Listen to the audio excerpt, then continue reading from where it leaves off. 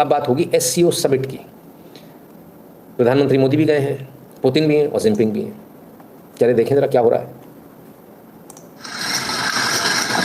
ओह, क्या हुआ भाई? पुतिन साहब आगे बढ़े और पाकिस्तान के शहबाज शरीफ जी, ओह माय गॉड, एकदम मुस्कुरा के हाथ सीने पर रख के दौड़ के आए हाथ मिलाने के लिए पुतिन से। माय गॉड, जिनपिंग भी हंसते हुए निकल गए। यार क्या मतलब, हद हो गई, कमाल है। इतना कितना बुरा स्थिति है भाई, बड़ा बुरा हुआ भाई। तो पहले ही दिन खाता खुलवा लिया पाकिस्तान ने अपनी बेइज्जती का। चलो, लेकिन आज एक और घटना हुई और वो घटना आपको देखनी चाहिए। फोटो सेशन के बाद में उन्होंने किसी को बुलाया, जिनपिंग ने, पुतिन ने सॉरी, और उन्होंने अपने दुभाषी को बुलाया और जो है दोनों की बातचीत शुरू हो गई। कुछ ऐसी क्या बात थी कि यहाँ शुरू हुई और बड़े मुस्कुरा के बात हो रही है। इसके बाद दोनों चले भी गए। वैसे ही मुस्कुराहट तो है, ज़रूरी है, क्योंकि फ़ोटो अच्छी आनी चाहिए। दुनिया को एक संदेश जाना है तो संदेश अच्छा जाना चाहिए। संदेश सिर्फ मुस्कुराहट से नहीं जाएगा, संदेश कुछ समझौतों से भी जाएगा, कुछ बिजनेस डील से भी जाएगा, और मुझे लगता है कि कुछ बड़ी बिजनेस डील होने की संभावना है। इधर जिनपिंग भारत के प्रतिनिधिमंडल से भी मिले, उनका क्या कहना है वो देखें।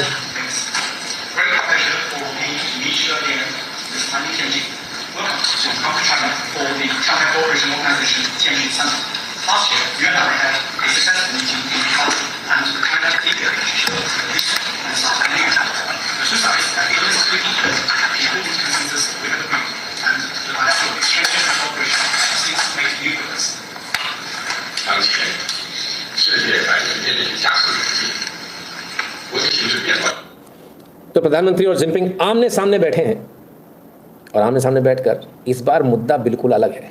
खैर, प्रेसिडेंट जिनपिंग का आज का जो बयान था बड़ा ज़बरदस्त था। कहते हैं भारत और चाइना एंशिएंट सिविलाइजेशन है, पुराने सभ्यताएं हैं, और हम दोनों ही दुनिया की सबसे ज़्यादा पॉपुलेशन वाले देश हैं, और हम ही पूरे ग्लोबल साउथ के पिलर हैं, इसमें भी कोई दो राय नहीं है। कहते हैं ड्रैगन और हाथी को एक साथ चलने का समय आ गया है। ड्रैगन यानी चाइना, हाथी यानी इंडिया, दोनों को अब एक साथ चलने का समय आ गया है। अच्छी बात है। कहते हैं हम तमाम सारे देशों में, तमाम सारे क्षेत्रों में एक साथ मिलकर काम करेंगे। अब इसको लेकर बहुत सारे लोगों ने बहुत सारे सवाल उठाए, जैसे क्या चाइना के साथ में हम जो बात कर रहे हैं, इससे क्या कैलमान सरोवर भारत को दे दिया जाएगा परमानेंट? क्या तिब्बत फ्री हो जाएगा? क्या अक्साई चीन वापस आ जाएगा? क्या परमानेंट मेंबरशिप मिल जाएगी UNSC की? क्या अरुणाचल प्रदेश भारत को मिल जाएगा और भारत का मान लिया? क्या गलवान वैली को रामानुजपुरम मान लिया जाएगा, जिसका नाम अभी गलवान है? बहुत सारी आशाएं, बहुत सारी लोगों ने एकदम से आशाएं लगा दी। आप समझिए, दो भाइयों के बीच में भी जब अनबन हो जाती है, तो जब शुरुआत होती है तो शुरुआत में कुछ लोग अगर इस तरह की मांग रख देते हैं ना, तो और लड़ाई हो जाती है। तो ये एक बेवकूफ़ी का सौदा। अगर कोई सोचेगा कि इस प्रकार से बात होनी, तो ये बेवकूफ़ी की बात है। बिल्कुल इनमें से कुछ भी नहीं होने वाला। आप गए हैं वहाँ बिजनेस के लिए, आप गए हैं अभी ट्रम्प से निपटने के लिए, जो बाहर से आपके ऊपर एक बाहरी व्यक्ति आपसे लड़ने आया है। तो शुरुआत में क्या, शुरुआत में इस प्रकार की ना कोई बात होती है, ना होनी चाहिए।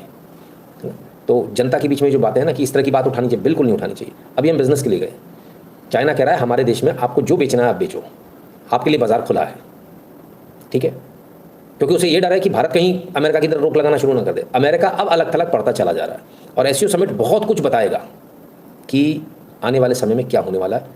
दुनिया की जो फाइनेंस का जो एक, जो कहते हैं ना दमखम जो फाइनेंस का, वो किधर पहुंचने वाला है। क्योंकि अमेरिका जो सोच रहा है कि हम ही सब कुछ चला लेंगे, तो पॉसिबल लग नहीं रहा मुझे। और मुझे ऐसा लग रहा है, मैंने पहले भी कहा था, फिर से कहूँ, अमेरिका के लिए ये मुश्किल वाली घड़ी हो जाएगी। अगर अमेरिका ने अभी जल्दी कुछ नहीं किया तो फिर शायद उनके पास कुछ करने का समय नहीं बचे। कई बार ऐसा होता है कि हम थोड़े लेट हो जाते हैं, थोड़े लेट होने में इतना लेट हो जाते हैं कि फिर कुछ बचता नहीं है। ठीक जैसे रिश्ते में होता ना, पति पत्नी के रिश्ते में, कि फ़ोन लगाना है, लगाऊं या नहीं लगाऊं, सोच रहे हैं, और वो सोचते सोचते इतना समय निकल गया कि बहुत लेट हो गए, है ना।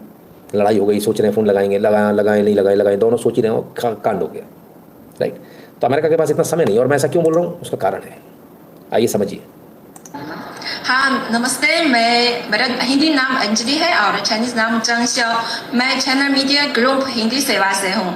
जिस तरीके से हिंदी सेवा की आपने बात करी, अभी हिंदी बोल रही हैं और चाइनीज नाम इनका कुछ और है, हिंदी नाम इन्होंने अंजलि रखा है। ऐसा नाम रखा है जो बहुत प्रचलित है, पूजा, अंजलि, ऐसे नाम रखे जा रहे हैं। आपके नाम भी रख रहे हैं वो, समझिए आगे। हिंदी कितनी पॉपुलर हो रही है चाइना में, उसके बारे में थोड़ा अगर बताएं। हाँ, चाइना में अभी कम से कम 15 विश्वविद्यालय में हिंदी सिखाई जाती है। चाइना में लगभग मेरे ख्याल से 200 या 300 स्टूडेंट्स हिंदी सीख रहे हैं।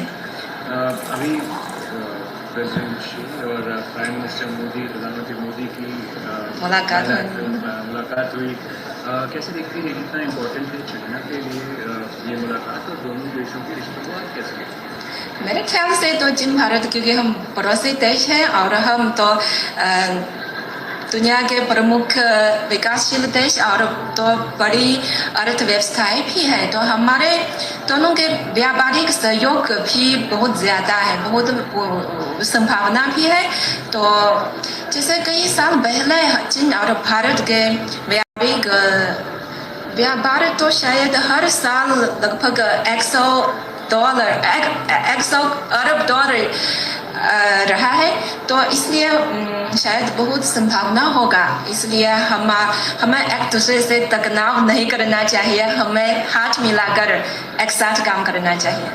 आगे के रिश्ते आप कैसे देखते हैं, कि क्या ऐसे पहलू हैं जिस पे दोनों देश कोलैबोरेट कर सकते हैं आपके? मेरे ख्याल से तो जिनके हाई टेक्निक शायद पूरी दुनिया में ध्यान देते हैं, शायद बाद में इसके बारे में भी ज़्यादा सहयोग कर सकते हैं। आखिरी प्रश्न मेरा होगा, SCO तियानजिन में हो रहा है, चाइना के लिए कितना महत्वपूर्ण है, और क्या चाइना इससे एम करने की कोशिश करेगा, क्या रहेगा उसके लिए? क्या बोलना है हिंदी में? हाँ, SCO तो चीन और भारत के संबंधों को आदान प्रदान के लिए मजबूत करने के लिए एक बहुत अच्छा मंच प्रदान करता है, और तियानजिन एक बहुत चीन में एक बहुत महत्वपूर्ण शहर है। बहुत यहाँ चीन के शायद प्रसिद्ध बंदरगाह शहर भी है, तो शायद यहाँ भारत से पता, मुझे अभी नहीं पता कि यहाँ शिप है या नहीं। अगर है तो शायद बाद में यातायात की समस्या भी नहीं होगा। तो हम ज़बरदस्त हिंदी बोली भाई। एक चाइनीज़, हम में से कितने लोगों को चाइनीज़ आती है? हमारे भारत में कितने लोग चाइनीज़ सीख रहे हैं? वो हिंदी सीख रहे हैं। अगर आपने जल्दी चाइनीज़ नहीं सीखी तो आपके लिए मुश्किल हो जाएगी, क्योंकि आप तो व्यापार कर ही नहीं सकते, वहाँ लोगों को आती नहीं है, इंग्लिश आती नहीं है, हिंदी आती नहीं है, फिर आप उनकी भाषा में कैसे बात? वो कितने स्मार्ट है सर, आपके गांव तक बात करने के लिए उनके पास में लड़की खड़ी है, गांव तक जाके बात कर लेगी, उसे हिंदी आती है, इसलिए हिंदी सीखी है। इसलिए नहीं सीखी कि आपको अच्छी लग रही है, उसने इसलिए सीखी है कि मुझे आप लोग क्या बात करते हो मैं आपके सोशल मीडिया पर देखूँ, उसे समझूँ, उसको एनालाइज करूँ और अपनी मार्केटिंग पॉलिसीज़ को उस तरीके से बनाऊँ। चाइना वो देश है सर जिसने गणपति आपको बनाकर बेच दी है, बम्पर बेच दी है, ठीक है, गणपति तक आपके खुद के नहीं बनते थे। तो इसलिए बहुत संभल कर, बहुत समझ कर हमको बिजनेस करना होगा, बहुत एग्रेसिवली काम करना होगा चाइना के साथ, है ना। चाइना अगर अपने दरवाजे खोल रहा है तो इतना याद रखिएगा आपको भी अपने दरवाजे खोलने होंगे। कौन किसका फ़ायदा ले जाएगा देखने वाली बात, पर फिलहाल मजबूरी तो आपकी है, फंसे हुए हैं अपन, है ना, क्लियर है ना। तो ये चाइना का और भारत का और रशिया का, देखते हैं कितने लोग इसमें SCO समिट में, कितने लोग क्या डील फाइनल करते हैं, क्या होता है। उम्मीदें तो बहुत है, पर कितना मटेरियलाइज हो पाता है ये देखना होगा। भारत को सिर्फ SCO समिट को समझकर भारत रुकने वाला नहीं है, जितना प्रधानमंत्री मोदी को मैं जानता हूँ। संभव नहीं कि वो SCO समिट से ही आशा लगाकर बैठ जाएंगे और कहेंगे कि बस ठीक है, हो गया। हाँ, वो इसके बियॉन्ड भी सोच रहे होंगे, यदि इस SCO समिट में कुछ भी नहीं होता, जीरो इसका रिजल्ट निकलता, तब हम क्या करेंगे। और इसलिए अभी बहुत एग्रेसिव रहेगा भारत। और मैं तो फिर कहूँगा, सरकार को फिर कहूँगा, सरकार के प्रतिनिधिमंडल जाने चाहिए, फ्री ऑफ कॉस्ट उनको ले जाना चाहिए, वीज़ा फीस सरकार को भरनी चाहिए, भारत सरकार को आना जाना भी सरकार को फ्री देना चाहिए। लेट देम डू बिजनेस, इससे पहले कि भारत के बिजनेस को डेंट हो, भारत की इकोनॉमी डेंट हो। हमको अपनी इकोनॉमी को इतना स्ट्रांग बना लेना चाहिए कि हम दुनिया के हर देश के गांव गांव तक जाने की ताकत रखें। ठीक है ना, हम किसी एक देश के मोहताज नहीं होने चाहिए। और ये बहुत अच्छी बात है, आपदा में अवसर वाली बात है। हम बड़े खुश हो रहे थे, नॉन स्टॉप जो है हम आगे बढ़े चले जा रहे थे। अच्छी बात है, एक डिफरेंस आया, हमको भी थोड़ा समझने सीखने का मौका मिलेगा। www.nitinshukla.in पर आपको जाना है, वहाँ आपको QR कोड मिलेगा, स्कैन कीजिएगा, अपना अपना अमाउंट भरिएगा, नाम और नंबर एड नोट में भरिएगा और सेंड कर दीजिएगा।